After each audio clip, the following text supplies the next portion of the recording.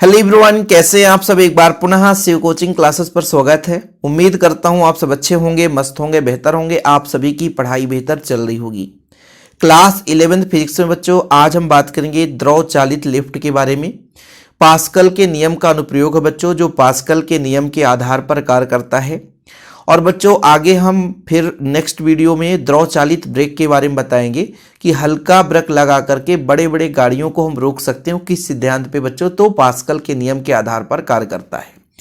Pascal का नियम है क्या कि मान लीजिए आपके पास कोई तरल द्रव है बच्चों, उसके प्रत्येक बिंदु पर दाब समान होता है। पास्कल का यही नियम है। यदि गुरुत्व की उपेक्षा कर दें, गुरुत्व उस पर ना लग रहा हो, गुरुत्व को हम हटा दें, यानी उस पर गुरुत्व का मान ना हो, नगण्य हो, बहुत कम हो, उस स्थिति में कोई स्थिर द्रव है तो उसके सभी बिंदुओं पर दाब समान होता है। ये चीज बच्चों, यानी हम यहाँ पर जैसे देखिए एक ऐसा उपकरण ले रखे हैं बच्चों जिसमें द्रव भरे हैं। यदि हम दाब यहाँ पे लगाएंगे बच्चों तो द्रव के प्रत्येक भाग पर उतना ही दाब लगेगा। ध्यान रखिएगा, यदि यहाँ पर लगाएंगे तो इसके दूसरे सिरे पर भी दाब लगेगा, उतना ही दाब लगेगा। और इसी दाब के आधार पर ये बच्चों द्रव चालित लिफ्ट कार्य करता है।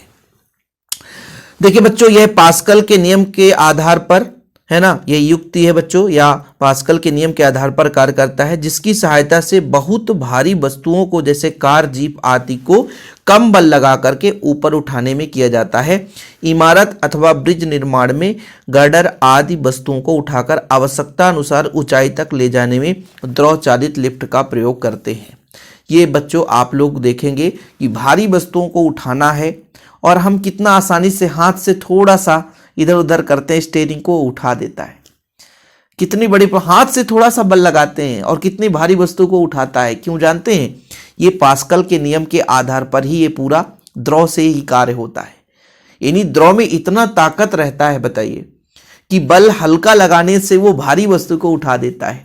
आप सोचे कि एक हाथ से किसी वस्तु को उठा दें तो क्या हो सकता है? नहीं हो सकता। उतने भारी वस्तु को ये द्रव के माध्यम से उठा दे। यहाँ पे हल्का बल लगाते हैं, भारी वस्तु को उठाता है।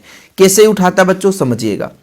जैसे आपको एक पात्र दिख रहा है, ये पात्र दिख रहा है यू आकार का बच्चों, है ना, इसमें द्रव भरा हुआ है, ठीक है। यानी यहाँ पर दो नली है, ठीक है, बेलनाकार नली। एक आपका ये बच्चों ये नली हो गया, ये दूसरा नली हो गया, इसमें द्रव भरा हुआ है, ठीक है।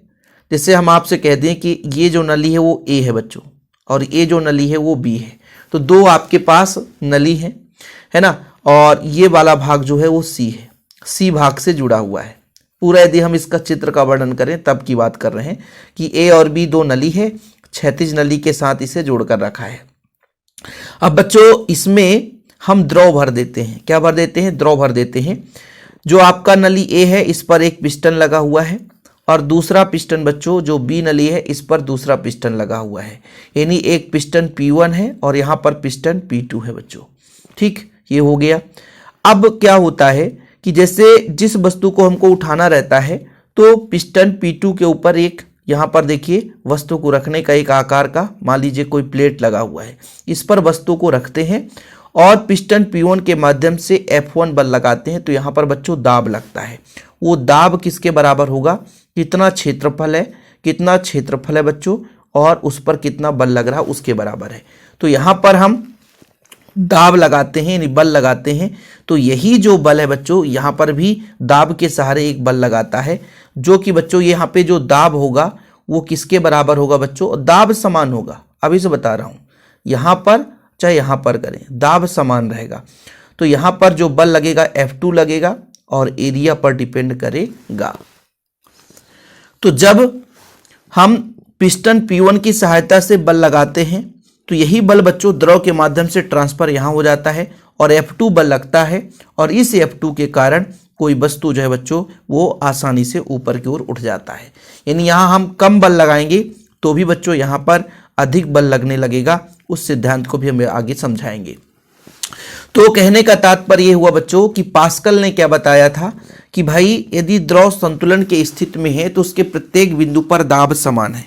हमने यहाँ पर बल लगाया तो बच्चों दाब यहाँ पर समान रहेगा, ठीक है। दाब यहाँ पर और यहाँ पर दोनों जगह समान लगेगा, लेकिन इस दाब के कारण यहाँ पर बल का मान अधिक हो सकता है।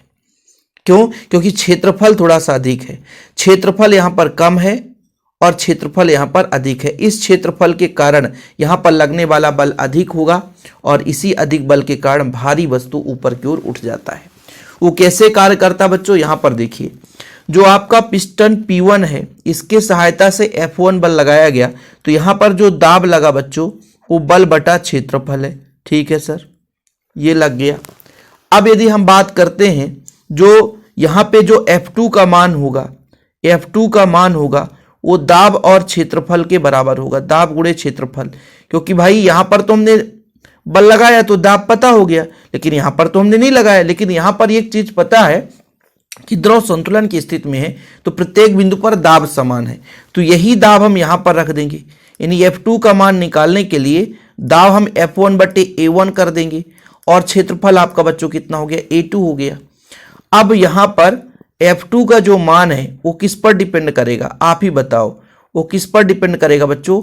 A2 के मान पर डिपेंड करेगा, A2 के मान पर डिपेंड करेगा। ठीक है, A2 का मान यदि अधिक होगा तो F2 का मान अधिक होगा। तो चूंकि वैसे भी हमको पता है कि A2 का मान अधिक है, A2 का मान जो है वो अधिक है A1 से, इसलिए F2 का मान जो है वो अधिक होगा F1 से और कम बल लगा करके, अधिक बल प्राप्त करके भारी वस्तुओं को हम आसानी से ऊपर उठा सकते हैं। यही आपका द्रव चालित लिफ्ट का सिद्धांत है और इसके अलावा कुछ भी नहीं है। अब आपको एग्जाम में लिखना पड़ेगा, पूरा सिद्धांत लिखना पड़ेगा भैया, है ना। द्रव चालित लिफ्ट क्या है ये मैंने बता ही दिया है। अब जैसे सिद्धांत में कहा पिस्टन P1 से अनुप्रस्थ काट क्षेत्रफल A1 पर मैंने, है ना, और पिस्टन P2 अनुप्रस्थ काट क्षेत्रफल A2 पर। यानी कहने का मतलब पिस्टन लगा हुआ बच्चों P1, जब पिस्टन से बल F1 लगाया गया तो वहाँ पे एक दाब लगा। अब बच्चों पास्कल के नियमानुसार जो दाब है वो समान होगा बच्चों, यानी यह पिस्टन P2 को संचरित हो जाता है ना। कहने का तात्पर्य जो बल लगाते हैं तो दाब उत्पन्न होता है, यही दाब P2 की ओर जाता है बच्चों। तो यहाँ पर जो बल होगा बच्चों वो F2 हो जाएगा, है ना, जो कि P2 को ऊपर की ओर उठाता है, P2 को ऊपर की ओर उठाता है। इसका मतलब ये है जहाँ पे ये कोई भारी वस्तु रखा है उसको ऊपर की ओर उठा देता है। ठीक है, अब इस पर जो बल का मान है वो कितना होगा? तो बल बराबर होता है दाब गुणे क्षेत्रफल। दाब जो दोनों जगह समान है तो दाब तो F1 बटे A1 करेंगे बच्चों, इंटू A2 हो जाएगा। अब बच्चों यहाँ पर देखिए A2 का मान अधिक होगा तो F2 का मान अधिक हो जाएगा, सिंपल है। ये चीज़ आप देख सकते हैं, जो मैंने समझाया वही चीज़ यहाँ पे लिखा है और यही द्रव चालित लिफ्ट का सिद्धांत है कि कम क्षेत्र वाले पिस्टन पर कम बल लगाकर अधिक क्षेत्र वाले पिस्टन पर अधिक बल प्राप्त किया जा सकता है। यही द्रव चालित लिफ्ट का सिद्धांत है। ओके, ठीक है बच्चों, तो आप लोग तैयार कर लेना। बाकी द्रव चालित ब्रेक के बारे में भी हम समझाएंगे और एक एक टॉपिक कराते हैं। और जिन बच्चों ने नोट्स नहीं लिए, सारा चीज़ नोट्स में रहता है बढ़िया। 100 रुपये लगता है। कॉन्टैक्ट नंबर यदि लिखना है तो लिख लो 96 85 29 91 49 9685299149। मेरा पर्सनल नंबर है बच्चों 96 85 29 91 49। व्हाट्सएप पे आप कांटेक्ट कर सकते हैं। नोट्स ले लें, प्रॉपर तैयारी करें। फिलहाल अभी के लिए इतना ही। जय हिंद, वंदे मातरम।